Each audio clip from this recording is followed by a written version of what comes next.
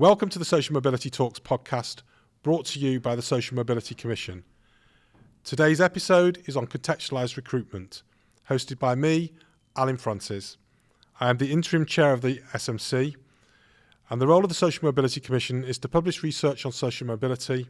I am joined here today by three very eminent and expert guests to discuss this very interesting topic.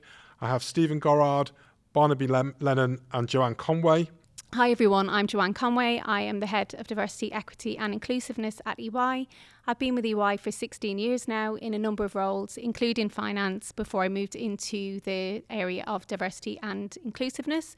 I'm also studying at the moment, I'm doing a doctorate on the topic of privilege in relation to race, gender and class, and social mobility is a strategic priority for EY, which is why I'm delighted to be here today. Thank you. Hi everybody, my name is Barnaby Lenon. I was a teacher for 40 years and latterly the head of an independent school.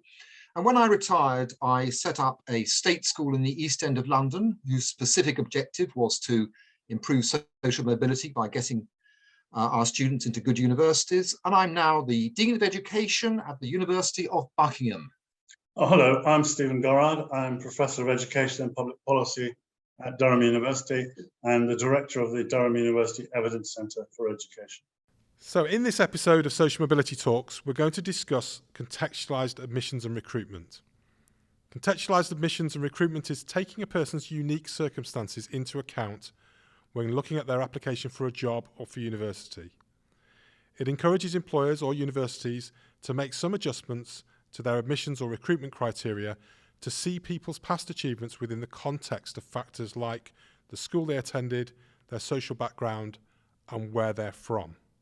So I'm going to start off by asking each of our guests to give us some introductory views on contextualised admissions. So I'll start, Stephen, if I may, I'd like to start with you. So what do you see as the benefits of contextualised admissions?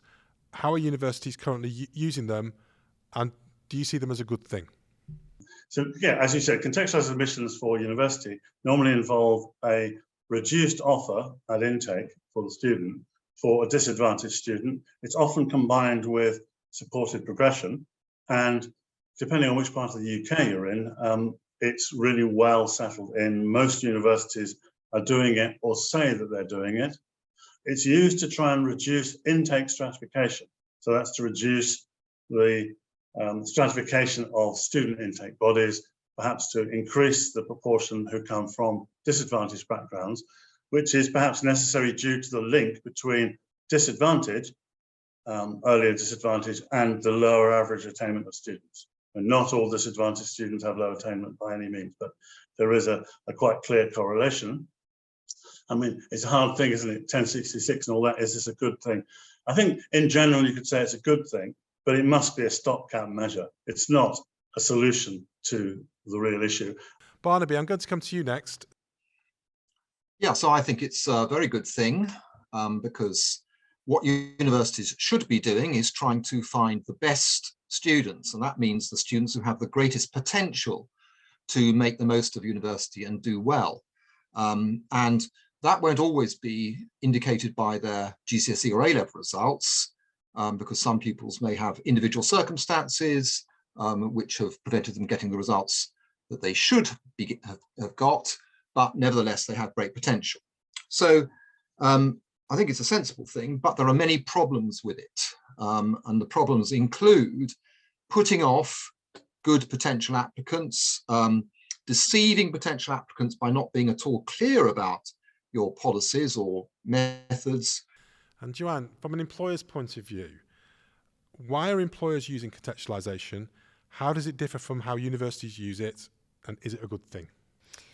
Yeah, so from an organisation perspective, you know, we at EY use it. It allows us to be able to really understand candidates' experiences and do that in a way that is more equitable. So we can look at things like their grades. We can look at that in relation to the school that they went to. So the performance of the school that they were in relation to how they have how successful they've been in comparison to their peers.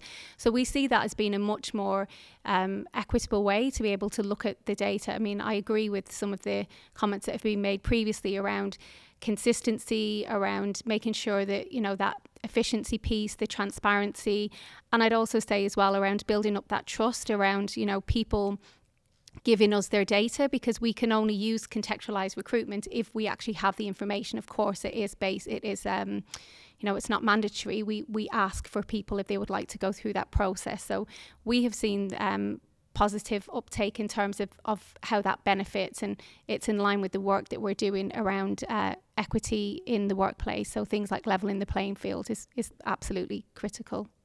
Excellent, thank you very much. I'm going to go to our first question now. Is the aim of contextualisation to achieve some equity targets in a way that might be described as kind of social engineering, to make sure we have a kind of representative intake across different social backgrounds, or is it about merit? Yeah, it's a really good question. Actually, it's a debate that I hear quite often. So I'm glad that you've asked that question. The way that we look at it, and we talk about it in terms of not just focusing on the scoreboard. So we look at and we set targets because, you know, in our experience at EY, setting targets focuses minds. It brings conversations, it keeps it on the agenda, it allows us to track progress, it allows us to see where we have gaps, where we're doing things that are working, and we can do that more and we can move more quickly. But if you only focus on the targets, then you lose the essence of why you're actually doing it. And that's what we do. So while we set those targets in terms of the contextualised recruitment, it's also about what are we doing with individuals and making sure that all of our people, when they come through that process, that they're actually being set up for success. So there's a number of things that we do around support, particularly around things like exams and studying for our students that come through, but also in general that tension between those two. In the diversity, equity and inclusiveness space, it's so important that you look at the cultural side of things. So we do a lot of work around behavioural change and working with our leaders, because this is not about fixing minority groups. It's not about fixing underrepresented individuals. They're bringing their skills and their talent, and we need that as they are. We don't want to change people. So we need to focus on making sure that we change our processes, our policies, our systems and our organisations so that they're set up that will allow everybody to be successful and not just a particular group of individuals. So would you say, from EY's point of view, this is really about spotting talent that might otherwise be missed? Yeah, absolutely. It's about spotting talent that may be missed, and I'm one of those individuals from a personal perspective. I'm going to go to Stephen next, I think, because Stephen, you expressed some concerns a little bit about the way it's done. Well, I've got two levels of concern, and one is the way in which it's actually conducted in practice at the moment, and the other is whether this is the right solution to the problem it's intended to address. And I think the answer to both of those is likely to be no. Children or young people who are born later in the school year, for every academic year, do less well at school, they do less well in sports, they do less well in life on average. And I think people know that. That's why I'm not advocating them, but grammar school 11+ exams are age standardized and so on. And the idea of age standardizing, I think, is widely accepted. But we don't do it in entry to higher education, even though summer-born children are about 10% less likely to attend higher education than their peers who were born early in the year with the same qualifications.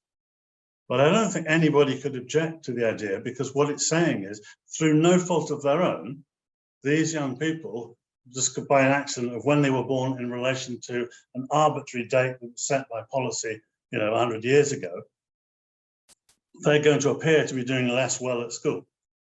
It's not that there's any difference in their talent or anything like that, and no one could argue with some way of adjusting age-based scores in order to remedy that. And the issue with disadvantaged students, we'll talk about disadvantage later, but it's the same thing. Through no fault of the child or the student, through the circumstances of their birth and their life so far, they may not have the qualifications that appear with who is identical in other respects but doesn't have that disadvantage might appear at university with. And contextualised admissions is a perfectly appropriate way of trying to overcome that. I'm not going to talk for too long, but if I could just raise two main points. The first one is, you noticed I haven't used the term merit. I'm not sure I'm happy with that. I'm not sure to what extent we should use qualifications as an indicator of merit. It is currently, and probably quite rightly, illegal in this country to select people for university or occupations on the basis of their age or their sex or their sexuality and all of those other protected characteristics, ethnicity. But we all know full well that average qualifications for each of those groups is different. But it's not illegal to select by qualifications, which we already know vary by those characteristics, which is illegal to select on. And it may be that in the fullness of time, we stop using qualifications for that purpose, for the reason that it is going to create, it's inevitably going to create the bias that contextualised admissions is an incomplete solution to. And the other point I wanted to make, and perhaps we could come back to that, is I think they're conflating two different issues. The first one being who has access to any form of higher education. And the second one is who has access to those most prestigious, competitive, highly selective universities within the HE system. And I don't think the solutions to the two things would be the same. So your point about qualifications, isn't that an argument against using them at all? What would be the point of qualifications if we have to weight them in terms of social background to that degree, that we kind of say, well, what's the point of having A grades and B grades and C grades and first class degrees and 2-1s and so forth, if that's the case? Well, isn't that the extreme case of contextualised admissions? To say that to some extent people are not responsible for the grades they achieve, that's taking the contextualised admission argument and then stretching it, maybe beyond what it could sustain. But if these things are not fair, why should we use them? Barnaby, what's your response to that, and what's your position on this? So I think Stephen has said a number of outrageous things, which is good. First of all, he started by talking about summer-born children. I think that's an interesting point. But when you think about the subgroup of summer-born children, you know that you have to decide what weight you're going to give to that particular characteristic. That's quite hard to measure. There'll be many, many exceptions, of course, although on average, of course, Stephen is right, summer-born children do less well academically. There are a huge number who do extremely well. And of course, I'm always a bit worried, and we can talk about this later, Alun, about the unexpected consequences of universities using measures like summer-born children, because you can be sure that some parents will then start trying to engineer things so they have children in the summer, if it becomes, a benefit to them. And of course, we, in my world, in the independent sector, parents ask this question: is it going to be an advantage sending my child to an independent school, or is it going to be a significant disadvantage in terms of getting into a university like Durham? On the question that Stephen raised about qualifications, what I would say is all the research evidence shows that your prior qualifications, in other words, GCSE and A-level grades, are the best predictor of degree class. There's been quite a lot of research on that, and I'm a believer in universities taking those students who have the best potential, and that is measured in part by getting a decent degree, by their degree class. Obviously, the statement that students aren't responsible for the grades that they achieve is an outrageous statement for somebody like me who's spent their 40 years of their life in schools helping children to get the grades that they achieved. And some of those came from wealthy backgrounds, some from quite low-income, poor backgrounds. And I would like to feel that my pupils were going to be rewarded not only by their intelligence, but also by the amount of work and effort that they put into getting decent grades. And I would say they certainly were responsible for that. And then finally, on the points that Stephen made, I would also say that although there is, of course, selection at the age of 18 for university, the key cutoff point in this country is 16, because it's only when they've got their GCSE grades that pupils in this country are divided into sheep and goats. Those who are permitted to go on and take A-levels, that's about 60%, and then the rest who are not permitted to go and take A-levels and go normally into vocational routes, sometimes at schools, sometimes at further education colleges. So the big moment of selection is actually 16.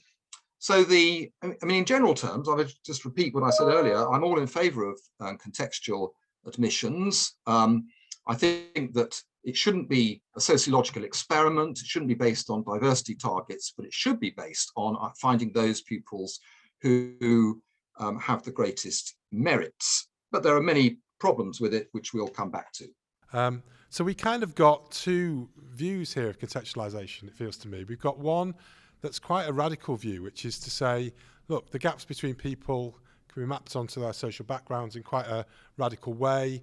And if we push it, and I think, Stephen, you were suggesting it was quite a, stretching it to its limit, contextualisation might mean a completely different view of admissions across the board.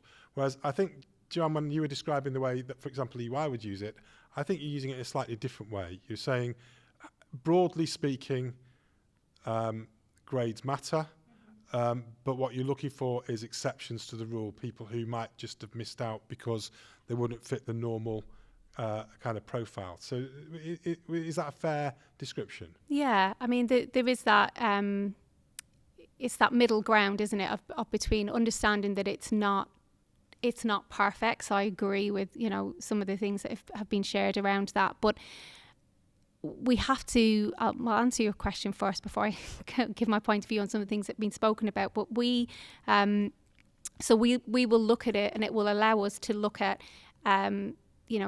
what people, so there's a minimum, so there is a baseline, there is, everybody that has come forward will have had at least met a baseline, but then there will also be on top of that, instead of, selecting everybody that comes from one that has, the highest grades, and then all of those individuals who have the highest grades may come from, or more likely to come from, a particular school or a particular background, and that's based on evidence and research.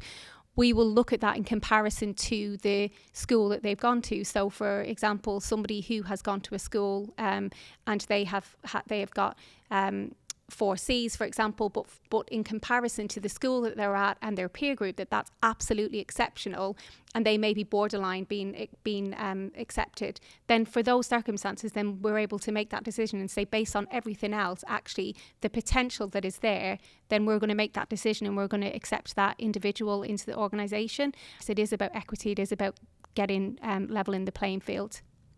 Thanks, Joanne. Let me come back then.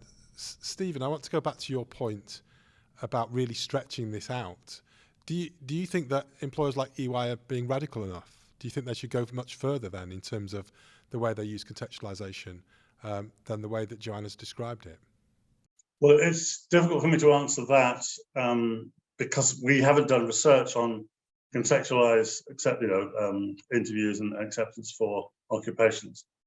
And what I was trying to do is draw an analogy with current models and contextualised admissions, which is the same thing, to look at it, as Joanne said, and think, well, there are things in this person's past which are arbitrary and not their responsibility, and for which they should not be penalised. And that's what contextualised admissions tends to do. I wasn't necessarily claiming that nothing that people do is their responsibility. I think that would be too strong a claim. But it is interesting. Was it Barnaby was talking about prior qualifications predicting later qualifications, which they do. Between any phase, the correlation is about 0.7 using a Pearson correlation or a sort of regression approach. But if you use background and what you know about a child when they're born, then actually you can predict the first set of prior qualifications like Key Stage 1 test scores with considerable accuracy. I mean, astonishingly so. And I'm happy to send around analysis of ours and others that show this. So you can substitute things like whether a child is identified as having a learning challenge, whether they're coming from a poor family, whether they speak English as an additional language and so on, instead of having prior qualifications, and you can produce predictions which are just as good.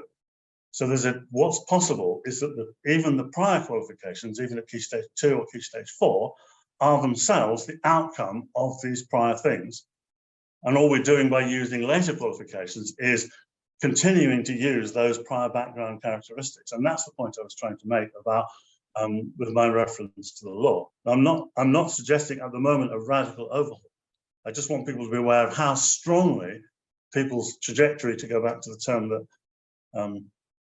was used just now, how strongly the trajectory does have an impact on the outcomes for students, which is why contextualized admissions are fair. I'm not saying they're not fair, I'm saying they're not done well, and I'm saying they're not the best solution to the problems we have. Where does hard work and talent fit then? Yeah, well, I suppose it depends what you're trying to achieve.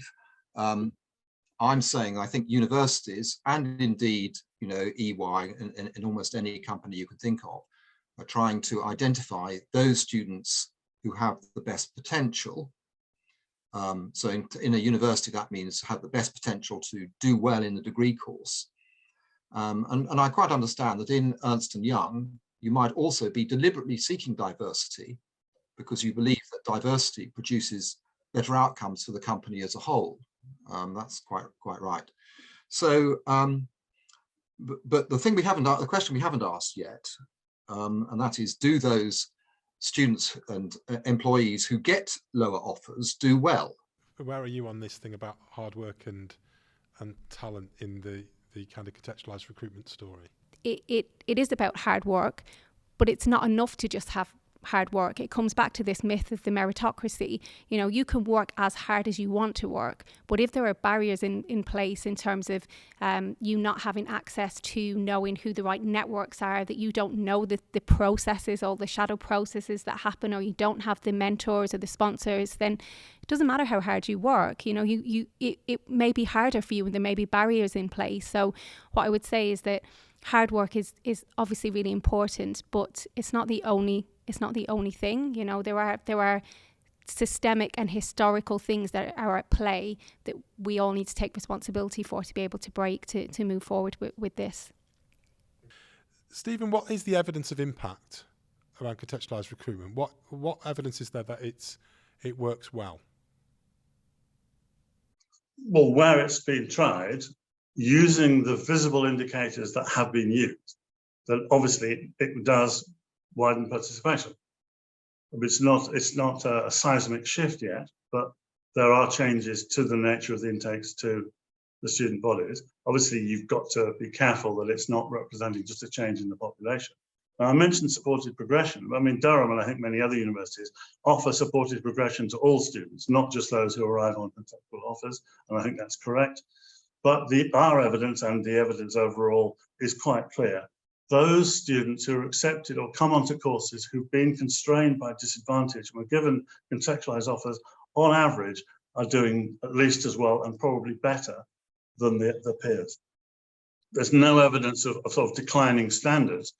I think it's because if we could correctly identify a student whose potential had been constrained by environmental factors in their life so far, then they have the most chance to, if they can improve during their years at university, compared to, I'm going to use a cliche here, but so a privately educated student who's had all the privileges in life and has been tutored up to the eyeballs to get to their A-level results.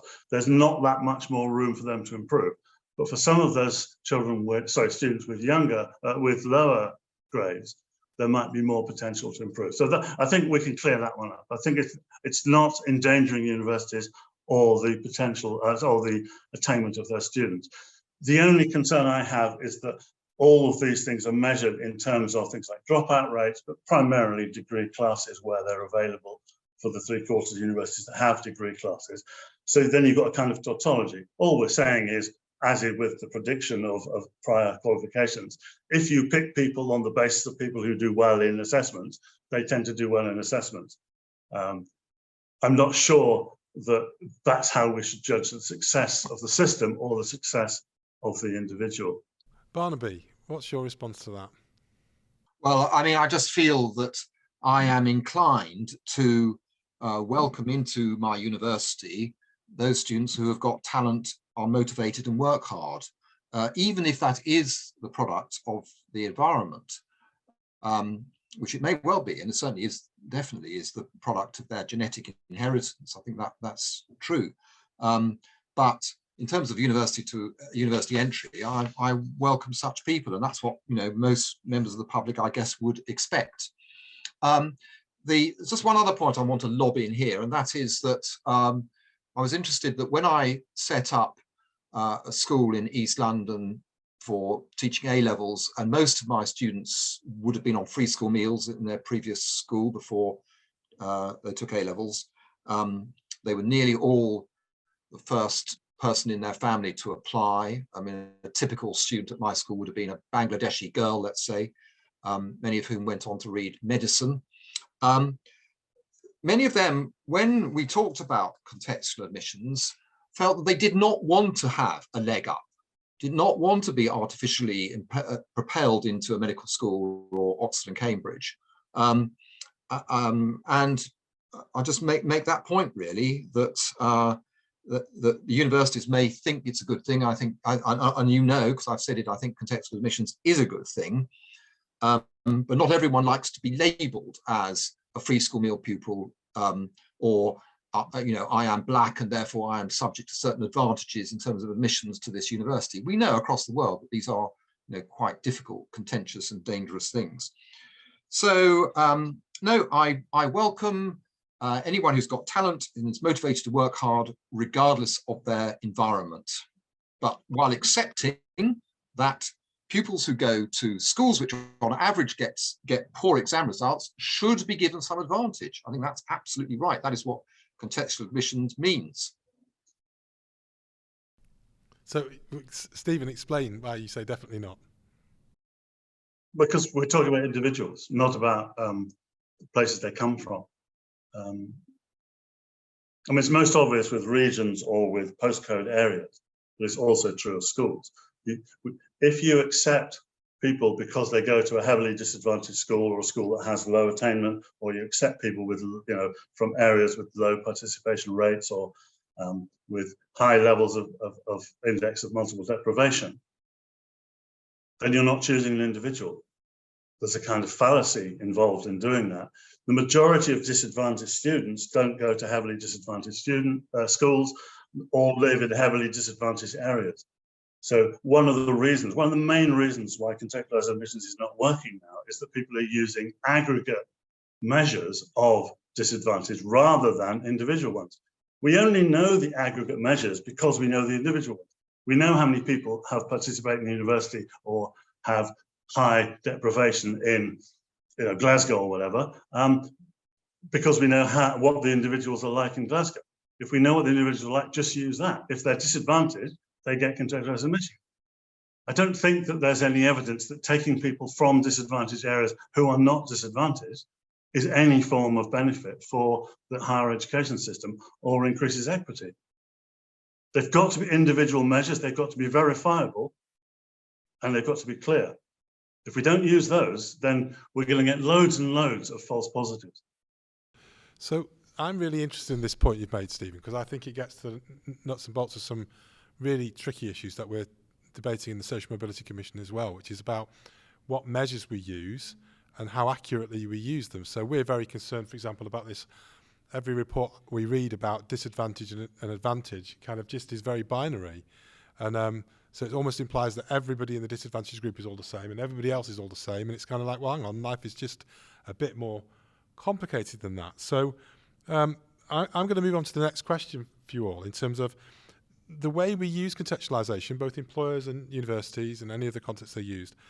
What criteria should be used? So we talk a lot about social background, and Stephen, you talked about area that you live in, the type of school you go to, but do the measures we've got really capture the wider range of issues that might affect somebody's ability to fulfil their potential? I think they have to be legal, verified, not just the subject of the report of the individual, Otherwise, you'll get, all the statements, personal statements will be saying about what happened when their uncle died and all of that sort of stuff.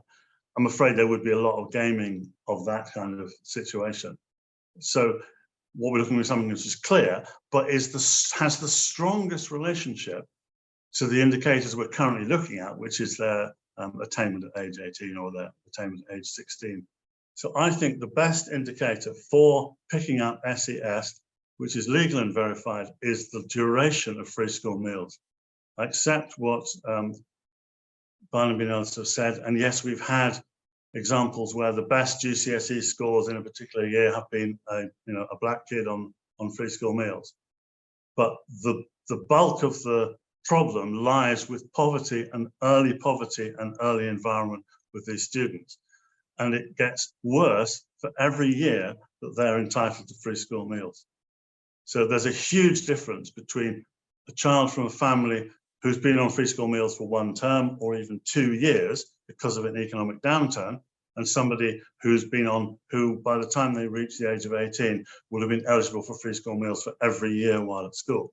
And in fact, the effect size in the attainment between the temporarily disadvantaged and everybody else is much less than between the temporarily disadvantaged and the permanently or long-term disadvantaged. So I think the first thing that people could do, universities and employers could do, to make contextualized admissions fairer would be to use long-term verified disadvantage. Now, you're going to miss out some disadvantaged students, I know that, but as a basis for it, as a foundation, you're going to pick up very, very few false positives. All of those will have had to struggle.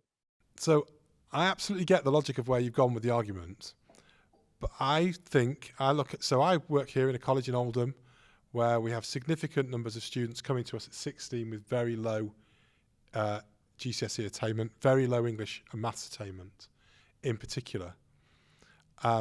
Significant number of those will have been on free school meals all of their life. And my immediate response to you is, I take your point entirely. That's where perhaps the biggest inequality might be. But none of them are going to come anywhere near a contextualised recruitment policy because they're not applying for university and they're not going to apply for elite employment. So are we... Can I come back immediately on that? And this goes back to what Barnaby said. Yeah, I mean, the reason I don't get terribly excited about contextualised admissions is that my heart doesn't bleed, particularly for someone who can't get into an Oxford college and has to go to Bristol to read medicine. I don't think that's where we should really be concerned as a society.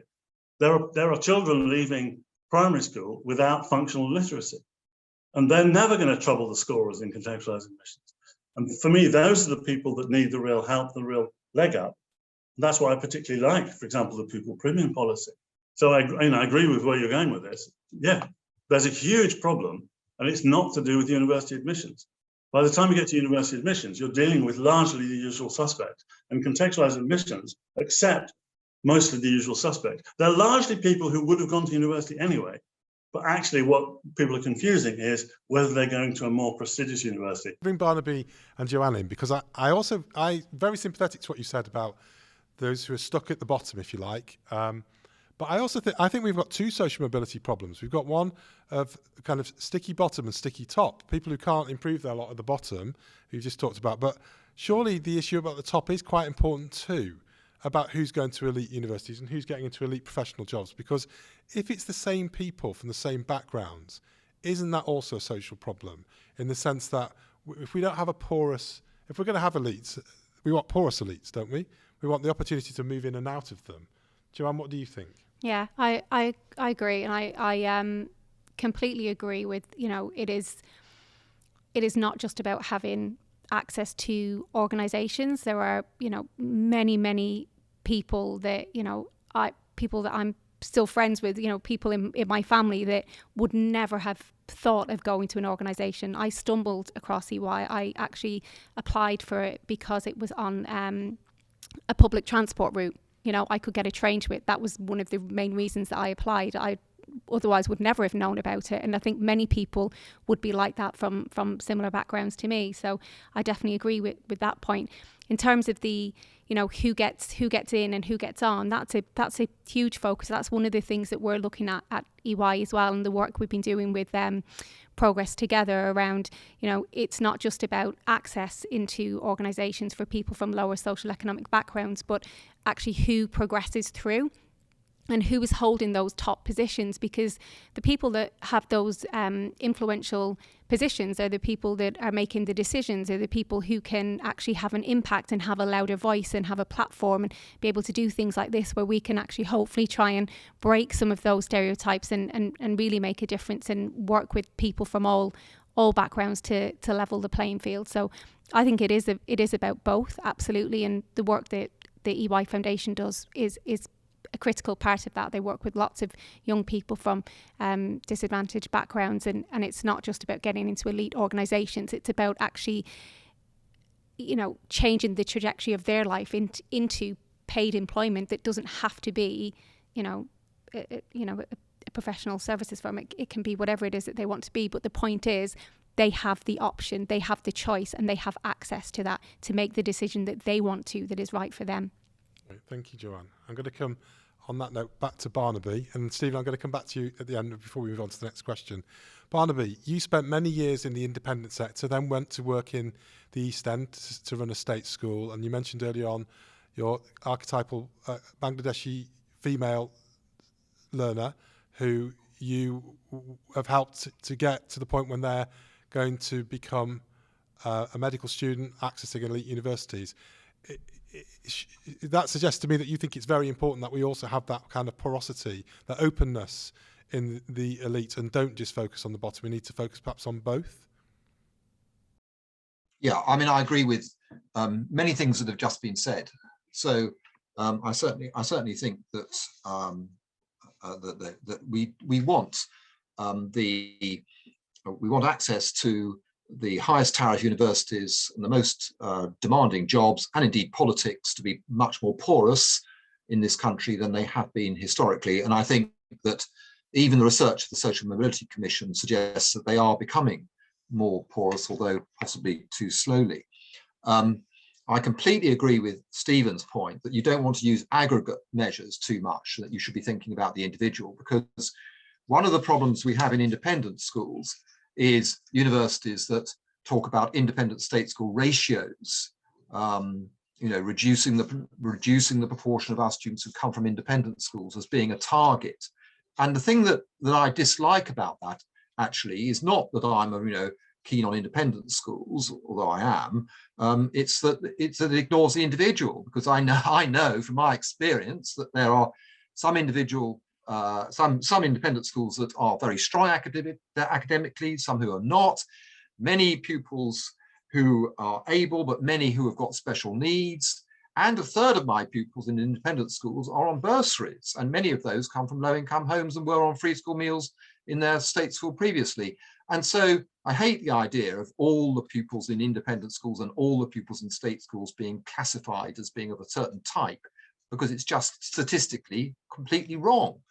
I'm interested that Stephen doesn't think that a school's average results should be a measure that's used, because obviously it is widely used, as are the polar measures of the characteristics of a neighbourhood. But we might come back to that. I certainly agree that there's far too much emphasis in the debate and in the media on Oxford and Cambridge and high tariff universities generally. As I said earlier, the big divide in this country happens at the age of 16, when those who are unfortunate enough to fail, particularly GCSE maths, find themselves unable to access the routes to university. And so there needs to be much more focus, and the Social Mobility Commission, I'm sure, is doing this, on the quality of vocational education, but also second chances for those who happen to fail maths GCSE. I think, Joanne, from an employer's point of view, you would probably say, look, we're using them to try and, we're not pretending they're perfect.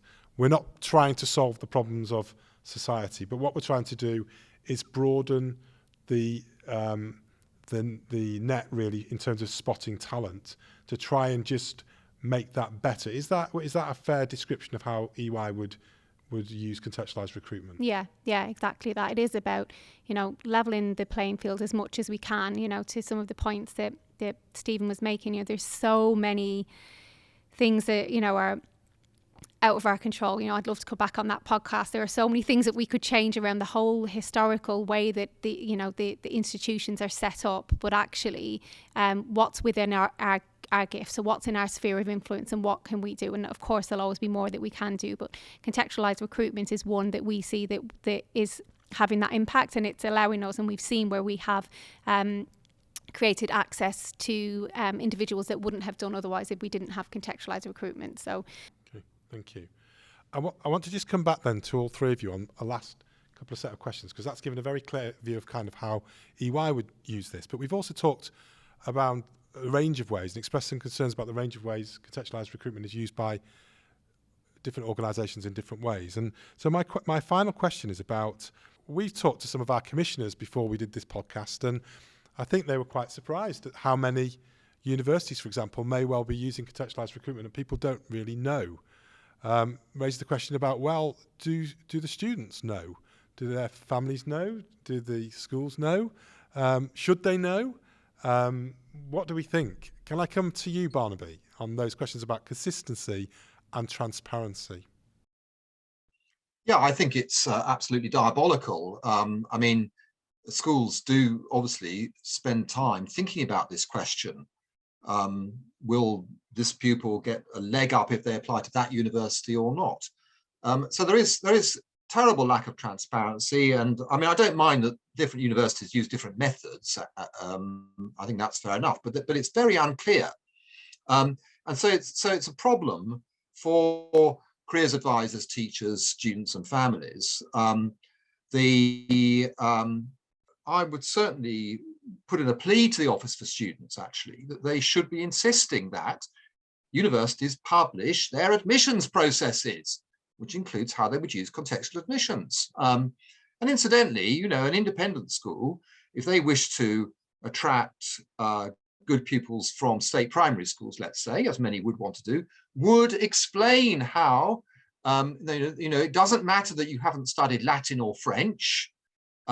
This is what you need to achieve to get into this school. You would publish the contextual arrangements. So yeah, I agree. Bad. Just on this issue of transparency and variation, are you aware of variations between employers in the way that they use contextualised recruitment? And do you think there's some responsibility for employers to be very transparent about how they use contextualised systems? Yeah, I think it's absolutely critical is that transparency piece. I'm not going to say I know all of the ins and outs of every other organisation. We work with a really well-known provider of contextualised recruitment, and we publicise on our websites, and we share what we use, how we use it, what it means for individuals. So we, at EY are very transparent around using that. We're really proud of actually partnering with the organisation that we do. I think, some of the gaps are in terms of the who uses it. So similar to what we've said about, universities and higher education, not all universities use it in the same way. Not all universities use it. It's the same for organisations. So unless all organisations are willing to share whether they use it or not and how they use it, then that becomes very difficult. Well, thank you to all our guests. I think that's been a fantastic discussion. I think you've really touched on some of the really big issues around this. I mean, obviously there's lots more that could be done.